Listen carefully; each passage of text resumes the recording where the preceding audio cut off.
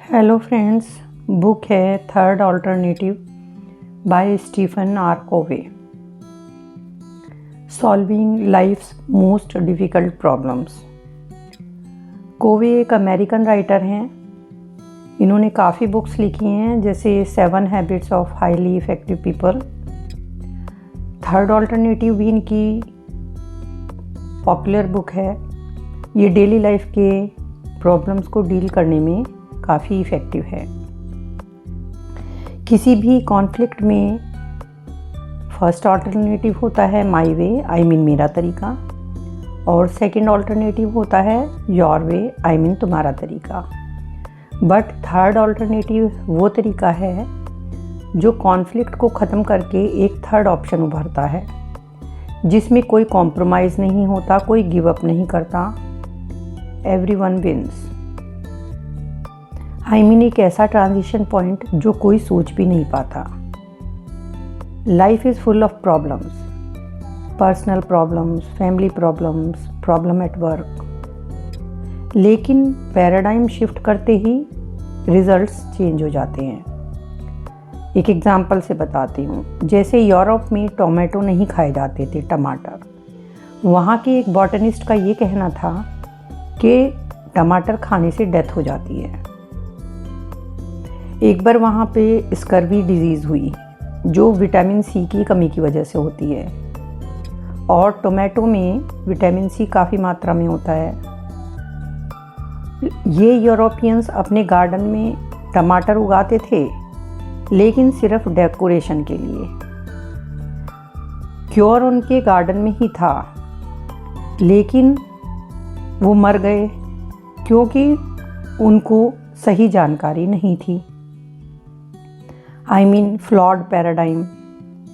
1 century के बाद जब उनमें ये पैराडाइम शिफ्ट हुआ, तो इटली और स्पेनिश लोग जो हैं वो टमाटर खाने लगे।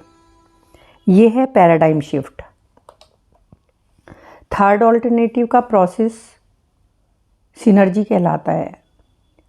जब बहुत ही शानदार रिजल्ट्स होते हैं, अपने प्री कंसीव्ड आइडियाज़ को छोड़ के लोग चैलेंजेस लेते हैं, नई रियलिटी क्रिएट करते हैं, जो पहले वाली जो उनकी ओल्ड रियलिटी थी उससे काफ़ी बेहतर होती है। सिनर्जी में कोई कॉम्प्रोमाइज़ नहीं होता। कॉम्प्रोमाइज़ में किसी ना किसी को कुछ ना कुछ लूज़ करना पड़ता है, और सिनर्जी का मतलब है ना तुम्हारा तरीका ना मेरा तरीका। सिनर्जी एक मिरेकल है। इसमें होता है our way, not your way, not my way. जैसे लकड़ी के अलग अलग टुकड़े मिलके बहुत पावरफुल बन जाते हैं, लेकिन अलग अलग जो लकड़ी होती है वो बहुत कमज़ोर होती है। ठीक उसी तरह सिनर्जी होती है। 1 + 1 2 ना होके 10 से भी ज़्यादा हो सकता है।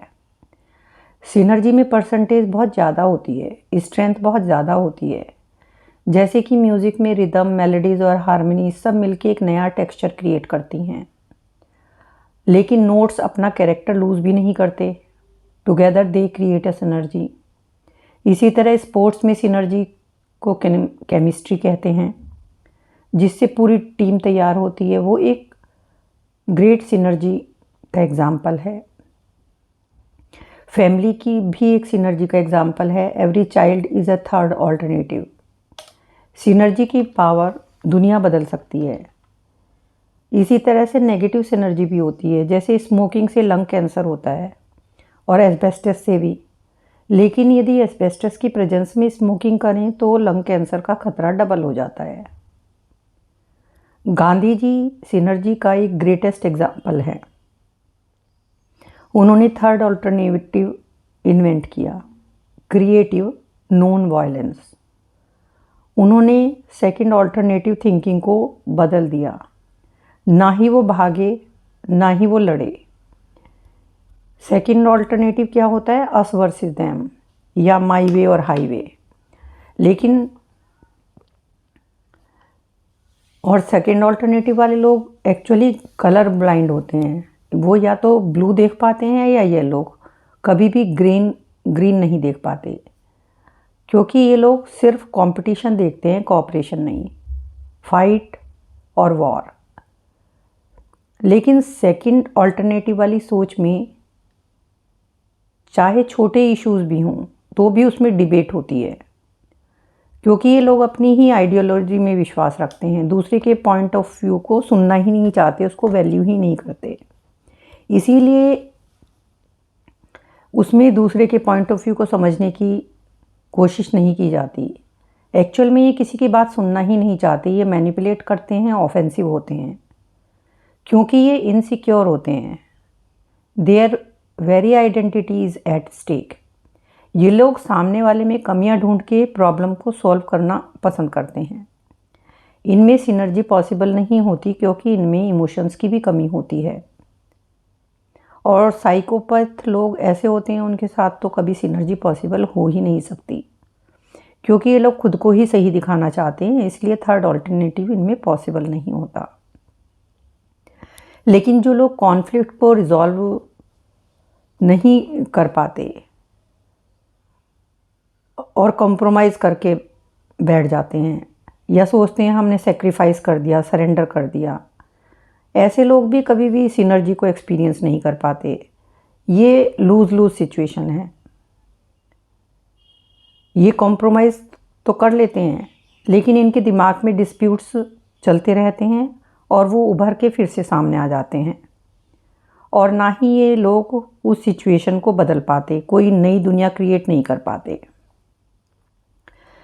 लेकिन थर्ड ऑल्टरनेटिव वाले लोग इन्फ्लुएंशियल होते हैं, क्रिएटिव होते हैं, प्रोडक्टिव होते हैं, गेम चेंजर होते हैं। तो पैराडाइम शिफ्ट के 4 सिग्निफिकेंट तरीके हैं, और ये इजी नहीं है।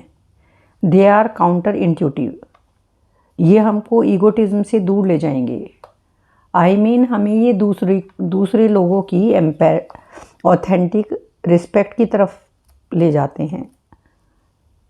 इसकी 4 कंडीशन है। फर्स्ट कंडीशन ये होती है कि सेल्फ अवेयर रहना है।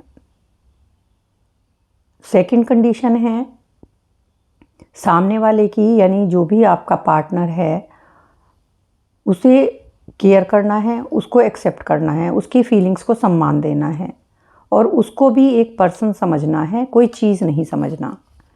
थर्ड है एम्पैथी।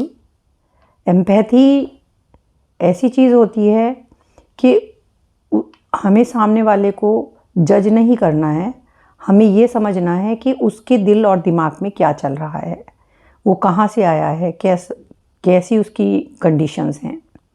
एंड फोर्थ है साथ में लर्न और ग्रो करना towards a true win win solution, जो आप दोनों के लिए एक नया होगा। और एक एबंडेंस माइंडसेट क्रिएट करना है कि मैं तुम्हारे साथ सिनर्जाइज करता हूँ, और ये एक क्रिएटिव ऑल्टरनेटिव होगा। इसमें कभी ना ख़त्म होने वाला रिवॉर्ड होगा। तो इन चारों कंडीशंस को ठीक से समझते हैं। फर्स्ट है सेल्फ अवेयर रहना। जब हम खुद के लिए अवेयर होते हैं, जेन्युइन होते हैं, रियल होते हैं, तो हम सामने वाले पर्सन के साथ भी ऑथेंटिक होते हैं। और दूसरी कंडीशन है सामने वाले व्यक्ति को एक्सेप्ट करना, केयर करना, उसे ह्यूमन बीइंग समझना, उसके एटीट्यूड, बिहेवियर और बिलीफ्स को भी देख पाना, समझ पाना। और थर्ड ऑल्टरनेटिव है, थर्ड कंडीशन है एम्फेटिक अंडरस्टैंडिंग। ये तभी आएगी जब ये दोनों कंडीशंस, यानी आप अपने लिए अवेयर होंगे और सामने वाले पर्सन को आप एक पर्सन की तरह से समझेंगे, तभी ये थर्ड कंडीशन पूरी होगी। मीन्स आपको अपना मूल्यांकन भी सही तरीके से करना है, आपको अपने आप को ऑथेंटिकली देखना है, तभी आप उस व्यक्ति को एक्सेप्ट कर पाओगे, रिगार्ड कर पाओगे। खुद को बहुत आइडियल बनाकर, सच्चा समझकर, अच्छा समझकर सामने वाले को जज नहीं करना है, उसके बिहेवियर, बिलीफ्स को गलत नहीं समझना है। और थर्ड कंडीशन है एम्पैथी। ये तभी वर्क कर पाएगी जब आप ये समझ पाएंगे कि वो व्यक्ति किस बैकग्राउंड से आया है, उसके दिल में क्या हो सकता है, वो डिफरेंटली क्यों सोच रहा है। आप उसके लिए पॉजिटिव रिगार्ड रखोगे, सम्मान रखोगे, तो आप सिनर्जी डेवलप कर पाओगे। इन चारों कंडीशंस को अच्छे से समझते हैं। पहला था कि रियल समझना, अपने आप को रियल रखना, आई मीन सेल्फ अवेयर रहना। यहाँ पर पॉइंट ये है कि आप अपने बारे में ये सोचते हो कि आपको तो सब कुछ पता है, आपके पास सारे आंसर्स हैं, लेकिन आप यदि रियल अपने आप को देखेंगे तो आप पाएंगे कि आपके भी कुछ प्रेजुडिसेस हैं, आपके भी कुछ प्रीकंसेप्शंस हैं, आप भी अपनी फैमिली के, कल्चर के, फ्रेंड्स के बारे में कोई राय रखते हैं। और आप यदि रियल नहीं होंगे तो आप ये सोचेंगे कि मेरी तरह तो कोई हो ही नहीं सकता, और आप अपनी इमेज की इतनी परवाह करेंगे कि सामने वाले को कुछ नहीं समझेंगे। ये आइडेंटिटी थेफ्ट है। मीन्स आप अपनी सोल लूज़ कर रहे हो, आप खुद को वाइजली नहीं देख पा रहे। ये तो सही है कि आपके भी बिलीफ्स हो सकते हैं, बट यदि आप उनको अवेयर रहकर इवेल्युएट नहीं करोगे तो इससे सिनर्जी पॉसिबल नहीं होगी। सिनर्जी हमको अपने बारे में और दूसरों के बारे में सिखाती है। This understanding gives us humility.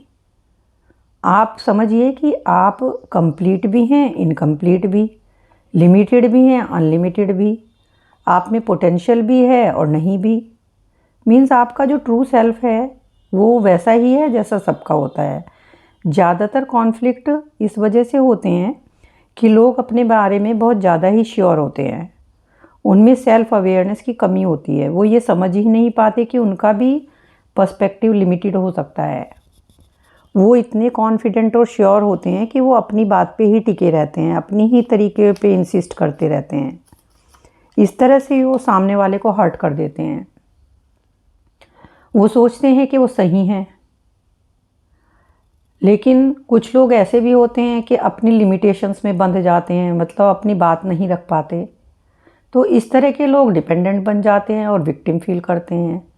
तो ये भी कोई कंट्रीब्यूशन नहीं होता, ये भी हमें पैराडाइम शिफ्ट नहीं करेगा, थर्ड ऑल्टरनेटिव नहीं ढूंढ पाएंगे।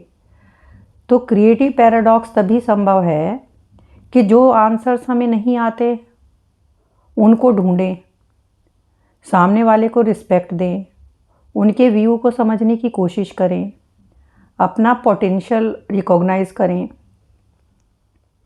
और ये भी ध्यान रखें कि जो चीज़ें हमें नहीं आती वो हम उनको मान लें और अपनी बात कॉन्फिडेंस से सामने वाले के सामने रखें, कन्विंस करें उसको। हस्बैंड वाइफ के केस में क्या होता है, दोनों खुद को हीरो और दूसरे को विलन समझते रहते हैं। दोनों ये भूल जाते हैं कि वे दोनों ही स्टोरी के क्रिएटर हैं, सिर्फ स्टोरी नहीं है। यदि उन्होंने तय कर लिया कि वो सिर्फ प्यार ही करेंगे, आई मीन यदि उन्होंने प्यार करना चूज़ किया तो वो अपनी स्क्रिप्ट खुद लिख सकते हैं।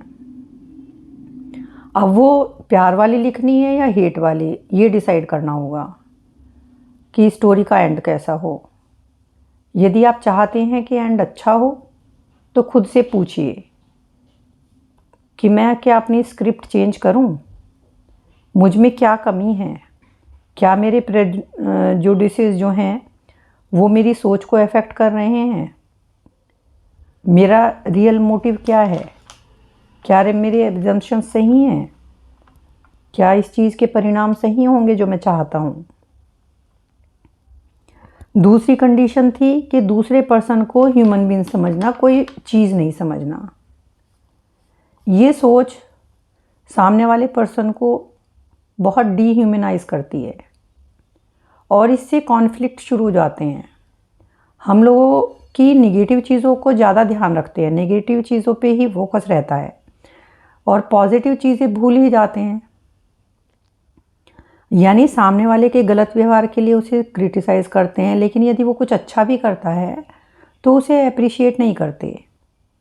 एक्चुअल में हम अपने को सुपीरियर और अच्छा दिखाकर सामने वाले को नेगेटिव साबित करना चाहते हैं। तो ICU वाली अप्रोच सामने वाले पर्सन को भी यूनिक समझती है।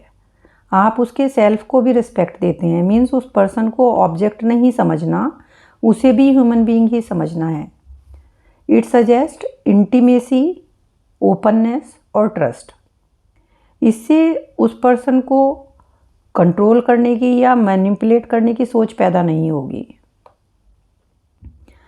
नेल्सन मंडेला का एक उदाहरण है इसमें कि वो वाइट लोगों ने उनको बहुत गलत तरीके से ट्रीट किया, टॉर्चर किया, एनिमल्स की तरह से ट्रीट किया। लेकिन जब मंडेला जेल में थे तो उनको अपनी बिटरनेस ओवरकम करने में, जीतने में 4 साल लगे। लेकिन उन्होंने कहा कि उनको अपने ही प्रेजुडिसेस से फ्रीडम मिली। एक्चुअली एम्पैथी रखने से हम वही फील करते हैं जो हम अपने बारे में फील करते हैं। सामने वाले को भी हम इम्पोर्टेंस देते हैं। इसीलिए रिलेशंस को ब्यूटीफुल बनाने के लिए ये पैराडाइम बहुत इम्पॉर्टेंट है। आपको सामने वाले के बारे में ये समझना होगा कि उसकी भी कोई वीकनेस हो सकती है। उसको डीवैल्यू करना, इग्नोर करना, फेक रिस्पेक्ट रखना, इससे आप थर्ड ऑल्टरनेटिव पर शिफ्ट नहीं हो पाएंगे। आपकी वाइफ, फ्रेंड्स, हस्बैंड या कोई और फैमिली मेम्बर, उसकी वैल्यू कीजिए, उसके बिलीफ्स, हैबिट्स को जज मत कीजिए। इनफैक्ट चाहे आपके पास उसको इग्नोर करने का कारण भी हो, उनकी फेक रिस्पेक्ट मत रखिए। ये सोचिए कि उनके अंदर भी अच्छाइयाँ भी हैं, बुराइयाँ भी हैं, जो कि आप में भी हैं, सभी में होती हैं। थर्ड पैराडाइम है कि अपने आप को डिफेंड करने के बजाय सामने वाले के जो व्यू हैं उनको डेलिब्रेटली समझने की कोशिश करना। यदि कोई चीज़ें आपके अकॉर्डिंग नहीं कर रहा है तो उसका अपना रीज़न या तरीका हो सकता है, तो उस डिफरेंट व्यू को समझने की कोशिश करना। क्योंकि ऐसा हो ही नहीं सकता कि सभी लोग एक ही तरह से सोचें, एक ही तरह से काम करें। यदि दुनिया में डिफरेंसेस नहीं होंगे, कॉन्फ्लिक्ट्स नहीं होंगे, तो ये दुनिया तो प्रोग्रेस कर ही नहीं सकती। तो हमको एम्पैथी करना सीखना होगा। एम्पैथी और सिंपैथी दोनों अलग चीज़ें हैं। एम्पैथी का मतलब है किसी दूसरे व्यक्ति की साइड की पूरी स्टोरी को सुनना, और वो भी पूरी ऑनेस्टी से। ट्राई टू सी हिज और हर पॉइंट ऑफ व्यू। एक गुड लिसनर बन के, फेयर और ओपन माइंड रख के एम्पैथी थिंकिंग को एनलार्ज करना। हमेशा जीतना ज़रूरी नहीं होता। एम्पैथी डेवलप करने के लिए आप अपना पूरा अटेंशन सामने वाले की बात पर दीजिए। डोंट जज, इवैल्यूएट, एनालाइज और एडवाइज। आप उससे कहिए, I need to listen you. मुझे पूरी बात बताओ, मैं सुन रहा हूँ। और चुपचाप बैठकर उसकी बात सुने, उसकी फीलिंग्स और इमोशंस को भी वैल्यू करें। Show some gratitude. और फोर्थ पैराडाइम है सिनर्जी। एक दूसरे पर अटैक करने के बजाय उस साइकिल को तोड़ के सिनर्जी को बनाना। Openness of mind, a non confrontational alignment of your strength with your opponent's strength. My way और योर वे से निकल के better way for both. Clear vision with better outcome. Hesitation और कॉन्फ्लिक्ट खत्म हो जाते हैं। I am right and you are wrong करते रहने से सॉल्यूशन नहीं मिलेंगे। थर्ड ऑल्टरनेटिव 2 एलिमेंट के कॉम्बिनेशन से आता है, सरेंडर और रेजिस्टेंस। रेजिस्टेंट वायलेंट होता है और सरेंडर नॉन वायलेंट। जैसे गांधी और मार्टिन लूथर किंग ने दोनों को मिक्स किया, नॉन वायलेंट रेजिस्टेंस। अपनी बात भी रखी पर बिना हिंसा के। ये थर्ड ऑल्टरनेटिव हम सब जगह यूज़ कर सकते हैं, घर में, ऑफिस में, रिलेशनशिप में, बिजनेस में। तो इस third alternative is not just a best practice, it is a moral imperative.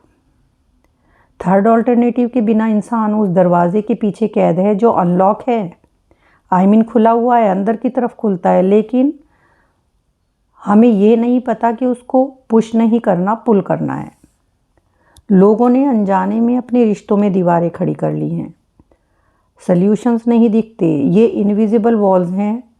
Trust का ना होना, कम्युनिकेशन ना होना, ऑनेस्टी ना होना।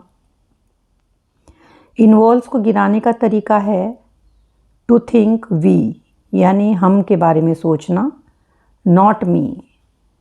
यदि अपने डिफरेंसेस को पैशन से सॉल्व करेंगे तो वो डेफिनेटली एक ग्रेट सॉल्यूशन ढूंढ पाएंगे। सेकंड ऑल्टरनेटिव जिसमें या तो फाइट है या फ्लाइट। इसलिए सिनर्जी को पाने के लिए हमें एरोगेंस को छोड़ना पड़ेगा, और ये एरोगेंस या प्राइड 3 चीज़ों से आता है। शॉर्ट फॉर्म है इसकी GET, गेट। G मीन्स होता है गेन, यानी मेरी वजह से गेन। E मीन्स है इमोशन, यानी मेरी फीलिंग, मेरी इमोशन, मेरी इनसिक्योरिटी, मेरे फियर्स, मेरी आइडेंटिटी। और T मीन्स है मेरी टेरिटरी। तो इन सबको छोड़ के ही हम थर्ड ऑल्टरनेटिव की तरफ बढ़ सकते हैं। अब नेक्स्ट एपिसोड में मैं आपको थर्ड ऑल्टरनेटिव घर पे किस तरह से यूज़ कर सकते हैं उसके बारे में शेयर करूँगी। Thank you so much for listening.